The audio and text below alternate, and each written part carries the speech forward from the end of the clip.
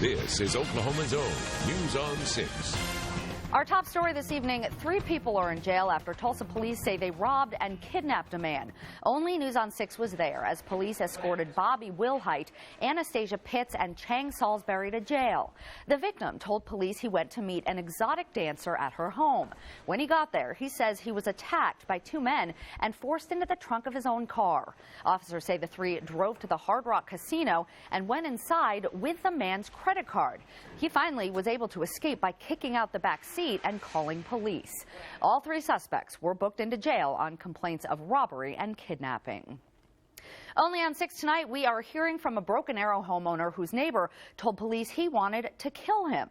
Donald Morrison was arrested last week after police say he fired several gunshots through the fence. News on 6 reporter Annie Chang spoke to that neighbor and has that story tonight. Hi, Annie. Hi, Megan. Yeah, Brandon Calsing says he was playing in his backyard with his 5-year-old son playing soccer when their neighbor came up to the fence, started shaking it, started yelling and cursing at them. And then he said Morrison started firing his gun. Calsing says he was 5 feet away from the fence when Morrison fired the first shot. The bullet was just past his head. Calsing says Morrison kept shooting as he ran inside his home and then again when he went into his backyard shop. He says he doesn't know what provoked his neighbors. Police reports say the 2 men had a long-standing feud, but Calsing says they were ordinary conversations about property lines and fencing. Officers say when they arrived to his house, Morrison told them he was trying to kill Calsing. It zung right past my head like a ricochet, and that's when I realized, he's shooting at me. He's trying to kill me. I mean, he didn't want to talk to me. He wanted me to come over here so I was closer. Broken Arrow police did arrest Morrison for 3 counts of shooting with intent to kill since Calsing and both of his children were home at the time. He was taken to Wagner County Jail, but he bonded out the very next day. Reporting live from Broken Arrow, I'm Annie Chang, News on 6. Tulsa police arrested 2 sisters they say are responsible for 3 different robberies. 2 of them happened near 71st and Highway 75, the other near 61st and Lewis yesterday afternoon. Officers say Shatona and Jamie Bethel forcefully stole purses and wallets from several women. 2 victims had injuries on their faces after they say the women hit them repeatedly. Both women were booked into jail on first-degree robbery charges. New this evening, several Oklahoma ranchers are helping their neighbors in the northwest part of the state after a large wildfire. More than 400,000 acres burned, including numerous hayfields for cattle. A group of ranchers from Cato County and some surrounding areas have organized a huge hay transportation of donated hay bales for those that have lost everything. The group has had 20 semi-loads of hay bales donated so far. The deliveries to Northwest Oklahoma started Friday, and the group will make several trips over the next few days to get all the hay transported. 3 earthquakes shook Oklahoma near Enid early this morning. U.S. Geological Survey recorded a magnitude 3.6 quake just after 1 a.m. It was followed a few minutes later by a 3.3 in that same area. A 2.7 magnitude earthquake was recorded around 2:30 near Blackwell. No injuries or damages have been reported. Well, thousands of Oklahomans depend on home health services when nurses or therapists come to your home to help. But as Jolene Cheney found out, some fear those services will become strained if House Bill 1566 is implemented. I even went outside and chopped off some dandelions yesterday in the front yard, and the neighbor caught me. Her hand over her mouth. It's a big deal. LaDonna's 81, you know. Where's your oxygen, Grandma? She took off her oxygen tube. She's got home health services, but nobody's here 24/7. And some fear it may come down to nobody being here for extended periods of time. Lawmakers say the purpose of House Bill 1566 is to lower health care costs by improving care through coordination and preventing the need for future cuts. But some health care providers believe it'll make their already heavy caseload even worse. Where our case managers now see about 35, have a caseload of about 35 patients under a managed care organization, they require about 100. That's kind of to keep my blood pressure down. And these 2, I don't know what they're for. Edwards says many elderly and disabled patients are on a program called Advantage. It helps about 23,000 Oklahomans, including LaDonna, with anything from meals, cleaning to nurses' visits. I take quite a few pills, and some of them are little bitty, some of them are, you know, and they look alike, and I got them mixed up, and I got a little sick. She now has a nurse check up frequently and sort those pills in a pill box for her. If I've got 100 patients now, I'm not going to get to them that quick. So it's going to be a delay of services for our patients. Is that life-threatening? It could be, depending on what it is. Or as LaDonna puts it, I'd be up the creek. Jolene Cheney, News on 6.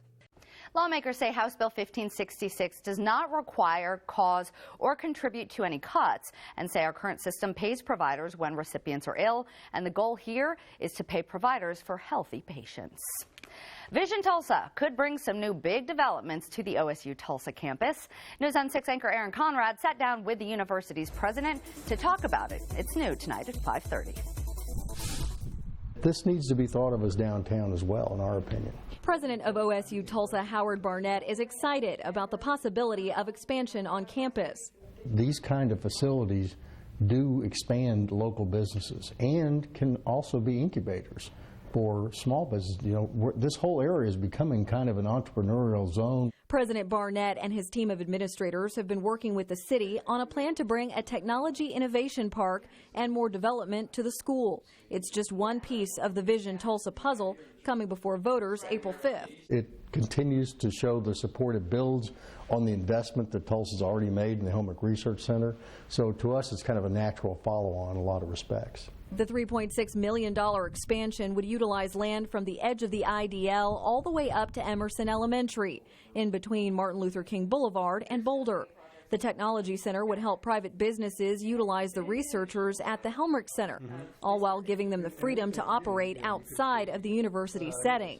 The expansion would also bring commercial development, like coffee shops, hotels, and restaurants to the area, changing the dynamic of the Brady Heights neighborhood, the campus, and even the IDL. We've got to basically look at this road as a road, and it's just a road. It's not a big wall. A new and improved future for not just this satellite school, but the surrounding neighborhood. In Tulsa, Aaron Conrad, News on 6. Our Easter Sunday turning out much differently than when it began, with rainfall. That system now pushing well to our east, so we are enjoying finally some clearing skies and somewhat warmer temperatures. All the rain and storm activity now over portions of the Mississippi River Valley on up to Chicago. In its wake, we had clearing skies. Something else kind of interesting, though, some of us in Oklahoma woke up to a white Easter. To our northwest, you'll see not cloud cover, but snow on the ground. But with today's afternoon heating and that high sun angle this time of year, we lost that snow cover in most locations, but kind of interesting to see. Now we're starting to see the clouds clearing most of eastern Oklahoma, and we're left with mostly clear skies in Tulsa. No snow here. We were once again just dealing with some light rain this morning. Temperatures, though, cooler than normal. Big drop in readings, still in the upper 50s in Tulsa, 54 in Coffeyville, and only 48 in Grove.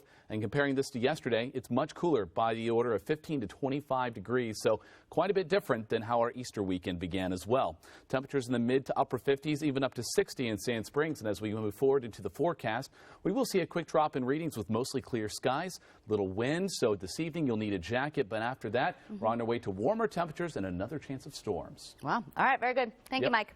Easter Sunday, it started off cold and rainy again this year. News on 6 reporter Tony Russell spoke with several worshipers who braved the weather to attend sunrise services. As the sun started to appear over the Guthrie Green, it is this wordless sermon of nature to be here at sunrise, to see what God is doing. A congregation from First United Methodist Church celebrated Easter Sunday. That was why we came. It was just like, oh, it's at the Guthrie Green. Like, It's like the center of downtown. It's kind of a big deal to celebrate. And Christ's right there in the middle of the city. And he broke the bread. For the second time, this sunrise service forced worshipers off the green and up to the stage so they could huddle up to stay warm and be covered from the rain. It's definitely something about risking warmth to come out. Jesus risked everything for us, and he suffered the most lonely death. on the other side of downtown. Church members of the Boston Avenue United Methodist Church didn't take any chances with the rain this year. Looking at the forecast, we thought it might be a little bit smarter to start inside, and it was probably the right move, but it's a glorious day. We're glad to be here. And rain or shine, the First United Methodist Church plans to have services again on Easter Sunday for the sunrise on the Guthrie Green next year.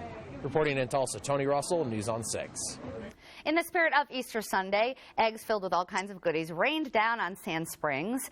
Today, Church That Matters hosted its annual helicopter egg drop at Clyde Boyd Middle School. 2 helicopters dropped more than 20,000 plastic eggs as hundreds of families watched and waited patiently to fill their baskets. It's amazing that these churches put both things that people celebrate Easter for into one. This is the 5th year Church That Matters has hosted the event. The church says about 1,600 people were in attendance today. A Tulsa neighborhood is gearing up to welcome hundreds of new neighbors. How the East Village is showing off what it has to offer to the people of Tulsa. And it was a rainy start, but now a beautiful evening. On our Osage Casino Skycam network, Mike tells us how long it might last and if the rain could make a return. The East Village in downtown Tulsa is an eclectic part of town, set to welcome hundreds of new residents just in the next year. Next month, the neighborhood will hold a street festival to highlight everything the East Village has to offer. Local artists will showcase their work, and a stage will host local musicians. This is our little corner of downtown that is just a fun spot, and I would say there's a lot of people that don't realize how neat this little area is. The festival will be Sunday, April 17th, and I will have much more on what you can expect coming up tonight at 9 and 10. Now, the Oklahoma weather expert, Mike Grogan. All right, we're going to start out with a look at today. Our Easter Sunday was a wet one around the Tulsa area, at least for the first few hours of sunrise. Then after that, clearing skies, and that left us with a pretty nice end to our day, albeit much cooler, as we are certainly seeing a cold front pushing on through last night, and the cooler air has certainly settled into the area. Rainfall amounts were generally pretty light, only about 1/10 of an inch around Tulsa. To the north, though, closer to 1/2 an inch in a few places near the Oklahoma-Kansas line, where we have even a few snowflakes mixing in, and 1/3 of an inch there from Pawnee to Bartlesville. Even a trace amount of rain all the way to the south in McAllister, but rain was less of an issue the further south you headed. So, though it was a nuisance, wasn't a whole lot, and unfortunately not going to help out in terms of fire danger all that much. Want to show you the system, though. It is located well to our east now, pushing across portions of St. Louis area, on into Chicago, even a severe thunderstorm watch popping up here in advance of that line, and also a lot of abundant moisture near the Gulf of Mexico. We're turning our attention to the west, though. This system is going to be affecting us as we head on into the midweek time frame.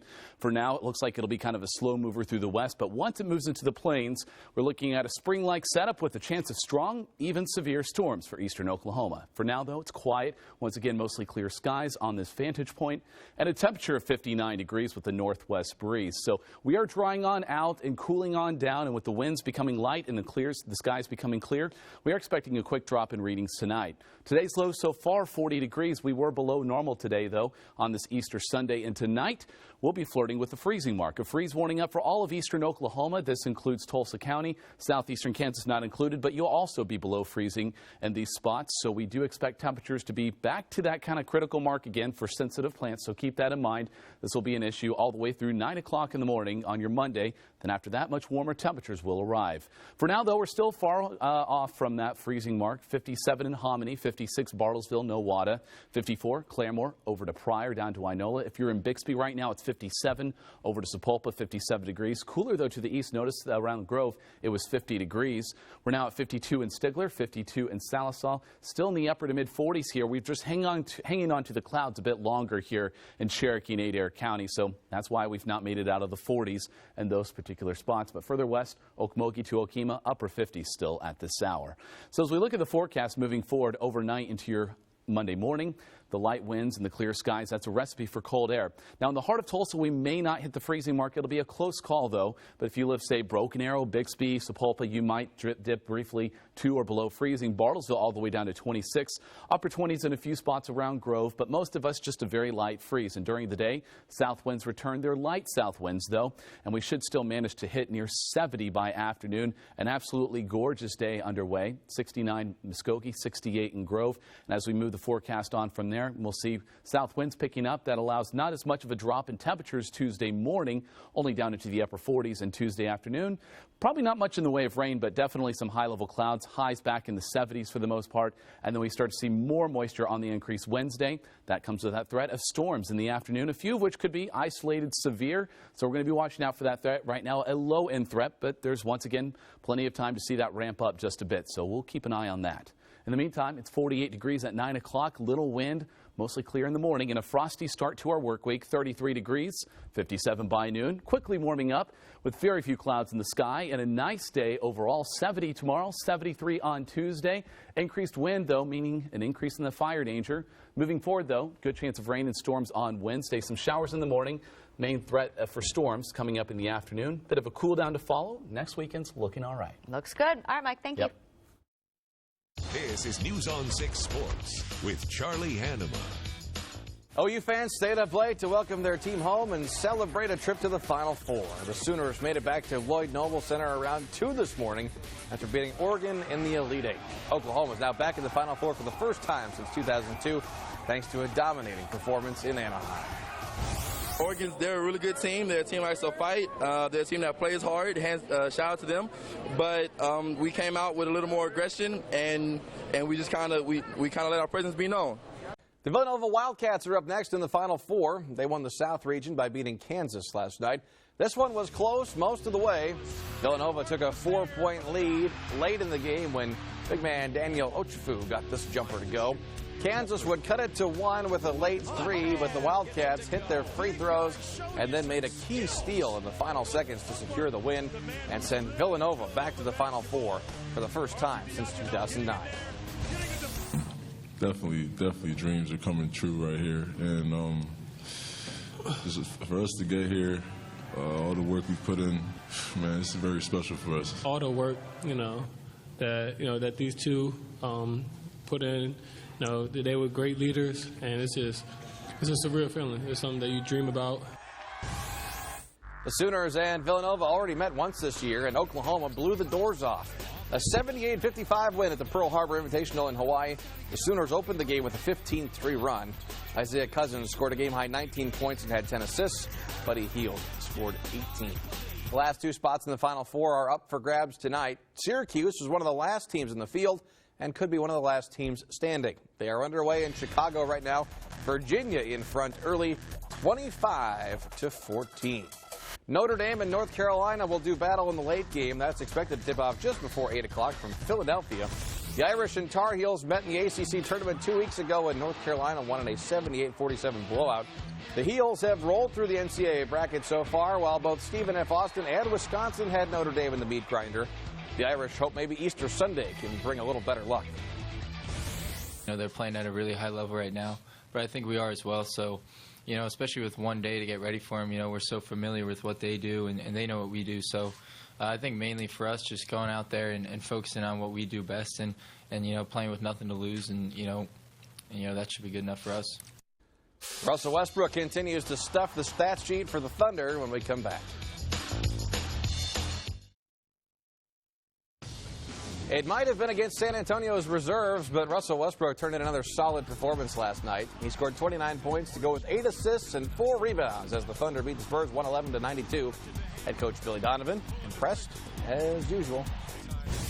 I thought he all around played a really, really good game tonight and played exceptionally well. And maybe when we were teetering a little bit there in that first quarter where we weren't playing particularly well, certainly giving up those offensive rebounds, I thought his offense kind of answered and stopped some runs. And then, as you mentioned, that second and third quarter, he really played well. The voice of the Thunder, Matt Pinto, will join us on the Blitz tonight from Toronto. John and Dean will make their Final Four predictions.